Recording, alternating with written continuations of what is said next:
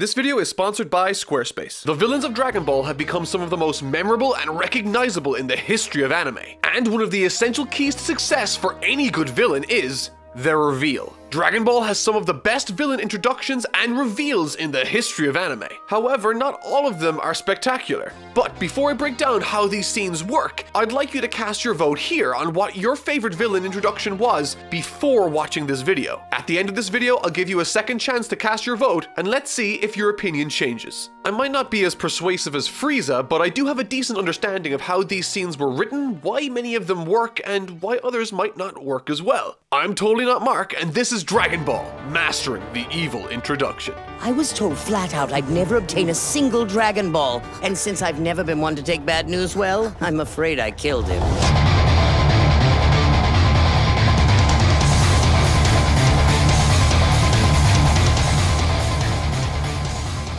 Within the first scene of a story, it's possible for the reader or viewer to judge the skill of the writer simply by noting how he handles exposition. Exposition is basically the information the audience needs in order to understand the story. Usually it's the dialogue or the action that moves the plot forward, keeping the audience on the same page as the characters on screen. For instance, in the case of Raditz, Goku's origins and the reveal of the Saiyan race is the information or exposition the audience needs to understand the story moving forward. And so, Akira Toriyama, the writer, was tasked to deliver that information in as natural a way as possible. In other words, the best kind of exposition is the exposition you don't realize you're receiving. Or at least that's what famous screenwriter Robert McKee writes in his book, Story. He says, "Never force words into a character's mouth to tell the audience about world, history, or person.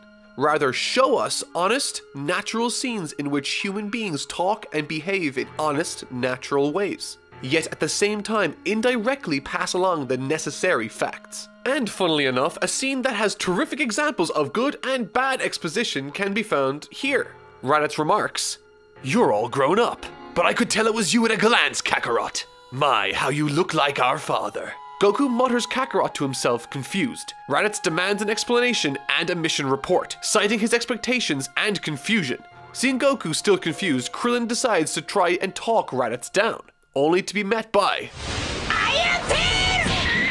This is a good example of a relatively natural way of delivering dialogue. It communicates Raditz and Goku's connection visually with his tail. And most importantly, it doesn't shove information down our throats in an overly clunky and somewhat condescending manner. So what comes next? Dialogue that's shoved down our throats in an overly clunky and somewhat condescending manner. It tells us the entire backstory of Raditz, the Saiyans, and Goku's origin. And it's not just Dragon Ball that has this problem. Anime is filled with this sort of exposition. Stop that, Goku! Are you nuts?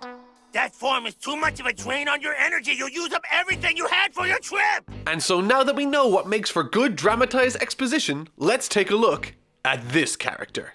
My name is Perfect Cell, and I'd like to say, hello. This is, without a doubt, one of the best villain introductions in the entire series. And if I want to be thorough, which I do, every subsequent introduction for his individual transformations has something to enjoy. However, if you want to learn how to introduce your villain with as little dialogue as possible, check this out. Information gets out that something suspicious is happening in Gingertown. Keep in mind that at this point in the story, the androids are the center of attention. Piccolo arrives on the scene, dead silent. The camera pans across a vacant, sprawling city, littered with random articles of clothing. The use of camera angles and sound effects is incredibly creative and makes for a sinister atmosphere. Viewing Piccolo from across the street as if we, the audience, are peering from an alleyway. Someone is watching Piccolo. Slowly, pieces of information are fed to the audience. We hear ominous sounds like footsteps, the dragging of something across the floor, and a sinister silhouette cutting through the light from the shadows. Suddenly, Piccolo turns his head. He hears something. Suddenly, the episode becomes very quiet. The splash of water droplets echo in the ghost town. The scene progresses and slowly, measured amounts of information are revealed to us until we finally see him. Fade to black. This was brilliant, and it tells us a lot about Cell before he even says a word. We know that he doesn't want to be seen, can conceal his location, doesn't necessarily want anything to do with Piccolo or the other warriors, but is confident enough in his ability to confront Piccolo without the element of surprise. So he must be strong. We got all of that from cinematography. It's exceptional. So what's next?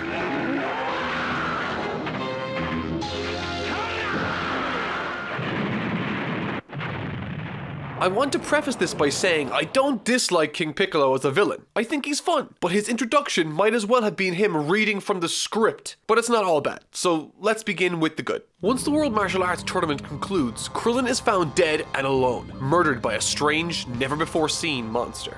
Having made off with tournament competitor List and a Dragon Ball, this works as a great way to open an arc. It incites intrigue in us, the audience, and ignites rage within Goku.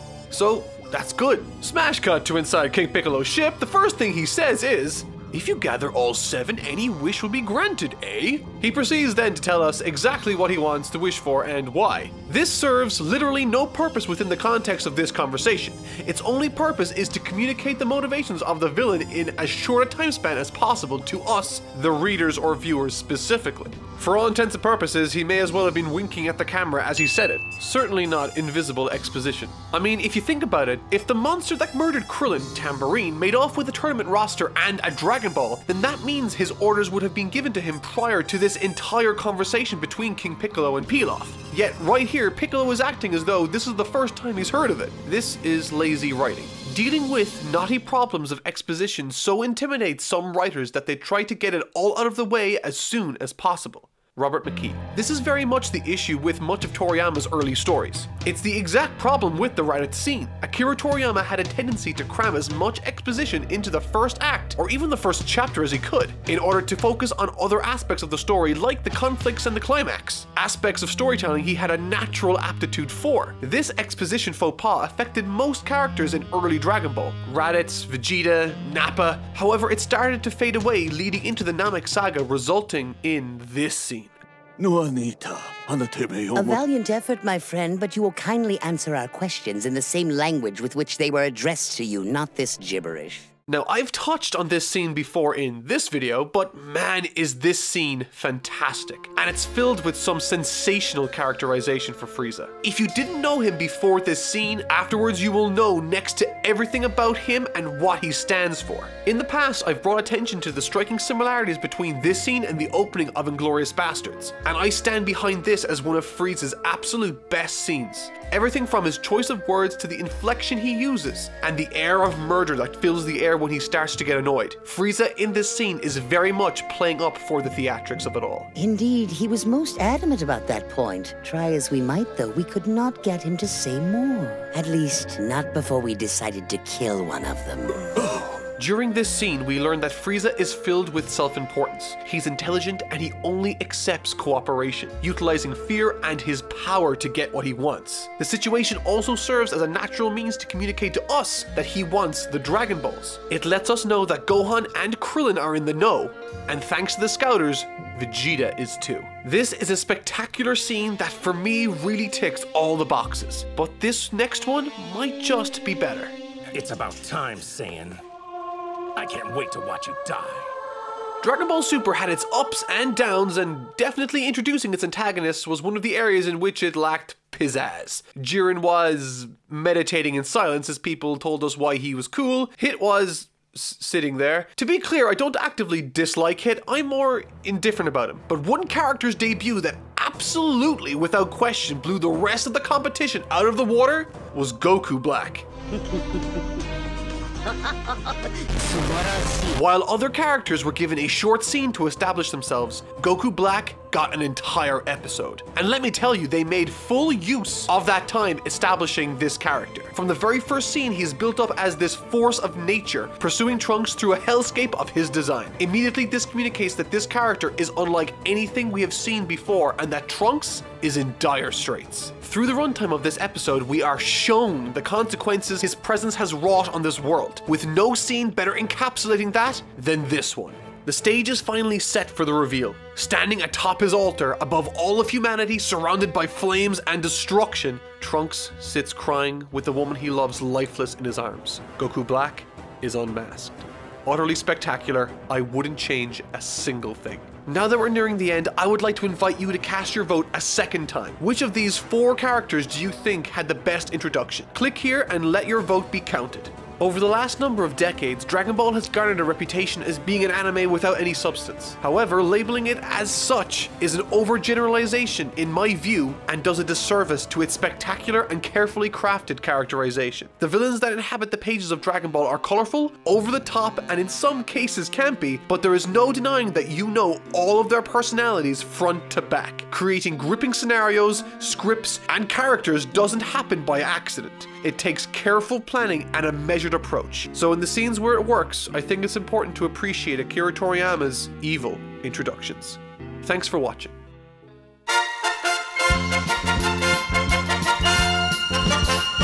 I'd like to thank Squarespace for sponsoring today's video. Squarespace is a service that allows you to create and customize your own website with ease. If you need a blog, somewhere to host your artwork, or want a place for your business online, build that website with Squarespace. They offer comment management systems through their mobile apps and have fantastic design templates to choose from when you design. They really are a one-stop shop when it comes to starting your own website. And the best part? You can start your free trial today at squarespace.com, and if you use offer code TOTALLYNOTMARK, you can get 10% off your first purchase. Thank you again, and I'll see you next week.